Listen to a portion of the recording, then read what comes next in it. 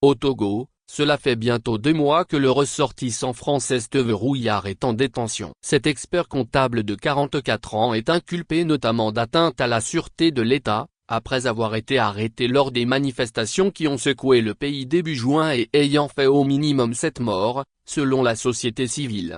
Le 17 mai 2025, Steve Rouillard apparaissait tout sourire au journal de la télévision Guadeloupe La Première. Il y racontait avec joie son arrivée au Togo, pour ouvrir un cabinet d'expertise comptable. Une démarche professionnelle et personnelle pour celui qui souhaitait renouer avec ses racines africaines. Cette chaîne de télévision publique évoquera plus tard le passé militant de celui qui fut à 2 reprises candidat malheureux aux élections législatives françaises, pour tenter de comprendre pourquoi.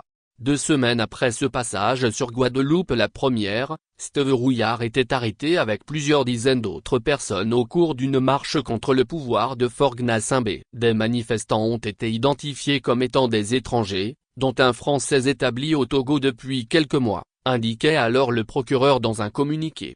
56 de ces codétenus ont depuis été libérés. Mais Steve Rouillard est, lui, inculpé notamment d'atteinte à la sûreté de l'État. Citoyen français, il reçoit une visite dans le cadre de la protection consulaire. Mais c'est trop peu pour son père, ainsi que pour 4 députés de la Guadeloupe, dont il est originaire. La France considère-t-elle que M. Rouillard est un prisonnier politique ou de droit commun? Interroge-t-il dans une lettre adressée au ministre français des Affaires étrangères resté sans réponse. Source, Orphi. Titre original, Togo. Le français Steve Rouillard est détenu depuis près de 2 mois, accusé d'atteinte à la sûreté de l'État.